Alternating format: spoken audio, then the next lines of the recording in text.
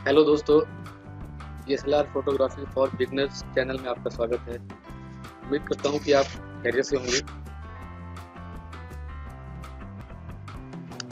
तो आज आइए समझते हैं कि आईएसओ का इम्पैक्ट क्या होता है फोटोग्राफी में, आईएसओ के क्या इफेक्ट्स होते हैं। तो सबसे पहले आइए देखते हैं कि इसको हम कब यूज़ करना चाहते हैं। आईएसओ को सबसे पहले तो आईएसओ की ज़रूरत वहाँ पड़ती है हमें जब हमारी लाइटिंग कंडीशन काफ़ी वीक है, यानी कि बहुत ही लो लाइट्स हैं। तो एक्सपोज़र हमें जो हमारा जो अपर्चर है और जो शटर स्पीड है वो जो हमें चाहिए वो सेट करने के बाद भी हमें अगर एक्सपोज़र नहीं मिल पा रहा है तो हम आईएसओ की मदद लेते हैं। आईएसओ की वैल्यू हम बढ़ाते हैं, यानी अपने कैमरे की सेंसिटिविटी को हम बढ़ाते हैं सो दैट कि हमें एक given aperture value, F stop value और शटर स्पीड पे भी एक अच्छा एक्सपोज़र मिल सके। और कभी-कभी ऐसा होता है कि हम खुद भी चाहते हैं कि हमारी पिक्चर में ग्रेन आए या नॉइस आए, उसको एक क्रिएटिव इफेक्ट देने के लिए भी हम आईएसओ को बढ़ा सकते हैं। तो ये रहा हमारा कैमरा, ये कैनन 600D DSLR कैमरा है। इसमें आप देखेंगे ये पीछे की स्क्रीन दिखा रहा है जहाँ पे आईएसओ की वैल्यू 100 दिखा रहा है। तो ये हमें दिखाता है कि हमारी करंट आईएसओ वैल्यू क्या है। और इसको सेट कैसे करते हैं दोस्तों, इसको सेट करने के लिए ऊपर टॉप पे एक बटन होता है, अगर इसको हम प्रेस करेंगे तो ये हमारा आईएसओ वैल्यू को सेट करने में हमारी मदद करता है। तो दोस्तों ये रही हमारी पहली तस्वीर। इसमें अगर हम देखेंगे तो मैंने जो शटर स्पीड ले रखी है वो 1/10 सेकेंड की है। अपर्चर मेरा एफ स्टॉप 5.6 का है और ये मैंने तस्वीर खींची है आईएसओ 100 की सेटिंग पे। तो इससे पहले कि मैं बताऊं कि आईएसओ का क्या इम्पैक्ट होता है, आइए कुछ आगे की तस्वीरें और देखते हैं। ये मेरी नेक्स्ट तस्वीर है। अब इसमें मैंने क्या किया है कि मैंने स्पीड, अपनी शटर स्पीड जो है कम कर दी है। अभी पिछली तस्वीर मेरी थी 1 सेकंड के 10वें हिस्से के लिए एक्सपोज हुई थी। अब मैंने अपर्चर वैल्यू को वही रखा है और मैंने अपनी स्पीड को थोड़ा सा बढ़ा दिया है, अपनी शटर स्पीड को। तो यहाँ पे ये 1 सेकंड के 20वें हिस्से के लिए खुल रहा है। अब जाहिर सी बात है, पहले मेरा शटर देर तक खुल रहा था और अब थोड़ा जल्दी बंद हो जा रहा है या कम समय के लिए खुल रहा है। तो इससे मेरा एक्सपोजर कम हो जाता। तो एक्सपोजर को सेम रखने के लिए मैंने आईएसओ को बढ़ा दिया। तो आईएसओ को एक सेटिंग मैंने ऊपर कर दिया, 100 के बाद 200 होता है, तो ये 200 पे मेरी फोटो खींची हुई है। तो ये फोटो क्या है, आईएसओ 200 पे। अपर्चर मेरा सेम है जो पिछली फोटो में था और मेरी शटर स्पीड 1/28 सेकेंड हो गई है। आइए अब नेक्स्ट तस्वीर देखते हैं। नेक्स्ट तस्वीर में आप देखेंगे कि मैंने शटर स्पीड को थोड़ा और फास्ट किया है। अब मेरा शटर 1 सेकंड के 40वें हिस्से के लिए ही खुल रहा है। जाहिर सी बात है, इससे फिर से मेरा एक्सपोजर कम होगा, बट वो मैंने कॉम्पेंसेट किया है आईएसओ को बढ़ा के। तो इस बार मैंने आईएसओ को 400 कर दिया है। तो इससे मेरा एक्सपोजर सेम रहता है। आप देख रहे हैं दोनों तस्वीर में एक्सपोजर लगभग सेम ही है, लेकिन आईएसओ थोड़ा सा मैंने बढ़ा दिया है और शटर स्पीड कम कर दी है, यानी शटर 1/20 के बजाय 1/40 हो गया है और आईएसओ 200 के बजाय 400 हो गया है। नेक्स्ट। जी दोस्तों, अब आप इसमें देखिए फिर से वही बात हो रही है। मैंने शटर स्पीड को और फास्ट किया है, 1/80 सेकेंड के लिए खोला है शटर खाली, और इसलिए मुझे अपने सेम एक्सपोजर को मेंटेन करने के लिए आईएसओ को बढ़ाना पड़ा। तो आईएसओ को मैंने 400 से 800 डबल कर दिया। स्पीड मेरी जो है आधी हुई, 1/40 से 1/80 हुई, तो आईएसओ मेरा डबल हो गया, 400 से 800 हो गया। तो यहाँ पे आपको इक्वेशन भी दिख रहा है कि जितना मैं स्पीड को बढ़ाता जा रहा हूँ मुझे आईएसओ बढ़ाना पड़ रहा है, क्योंकि मेरा अपर्चर कांस्टेंट है। तो अपर्चर की ओपनिंग मतलब वहाँ से लाइट जितनी आ रही है उतनी ही आ रही है, बट मेरी स्पीड, शटर की स्पीड चेंज होती आ रही है। तो मुझे वो एक्सपोजर सेम मेंटेन करने के लिए आईएसओ से वो मैं कर पा रहा हूँ। अब नेक्स्ट तस्वीर देख।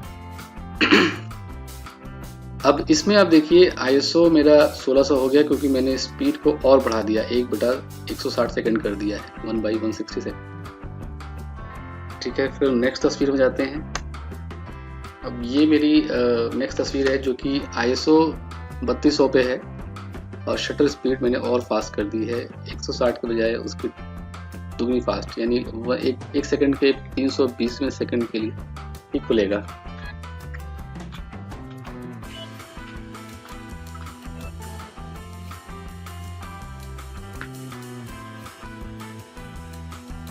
ओके दोस्तों, तो ये अब हम देख पा रहे हैं कि ये 1/320वें सेकंड के लिए ही मैंने शटर को खोला है। शटर काफ़ी फास्ट हो चुका है और उस चक्कर में मुझे एक्सपोजर सेम मेंटेन करने के लिए आईएसओ को और बढ़ाना पड़ गया। 1600 से अब ये 3200 हो गया है। और ये मेरी लास्ट तस्वीर है, लास्ट नहीं बल्कि सेकंड लास्ट। यहाँ पे देखिए मैंने एक्सपोजर को सेम रखने के लिए मैंने क्या किया, शटर स्पीड को और फास्ट किया। तो अगर मुझे बहुत फास्ट शटर यूज़ करना है तो यहाँ पे मैंने 1/640 सेकंड किया है। और अगर मुझे इतना फास्ट शटर स्पीड रखनी है तो इस लाइटिंग कंडीशन के अंदर एफ स्टॉप 5.6 के अपर्चर पे मुझे आईएसओ को 6400 करना पड़ा। ये मेरे कैमरा का हाईएस्ट सेटिंग है। तो ये मेरे कैमरा की हाईएस्ट सेटिंग है, लेकिन मेरा कैमरा इससे एक लेवल और हाईयर आईएसओ सपोर्ट करता है। तो मैं आपको दिखाता हूँ।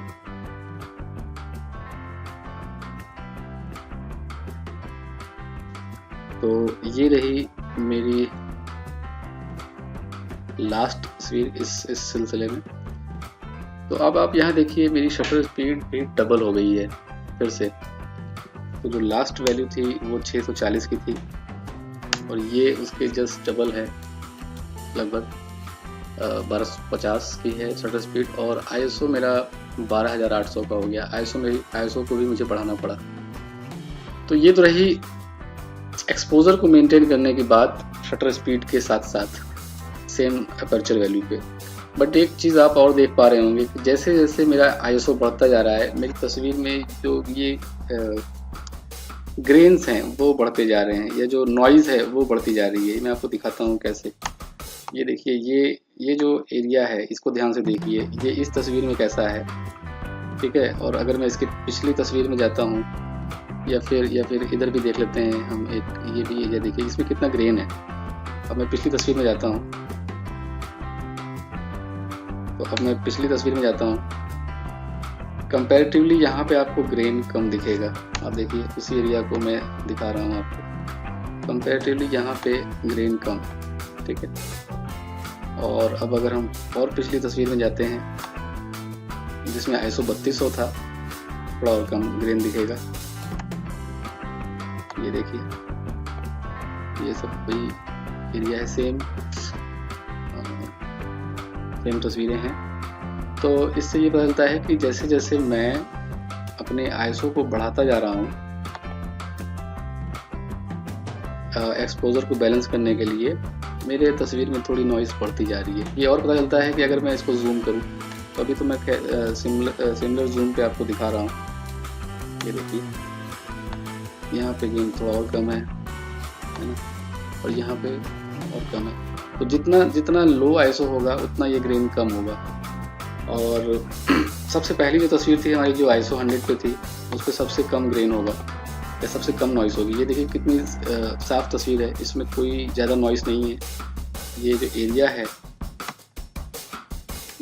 है ये काफ़ी स्मूथ है, तो इसमें नॉइज़ नहीं है, क्योंकि इसमें सेंसिटिविटी सेंसर की बहुत कम रखी गई है।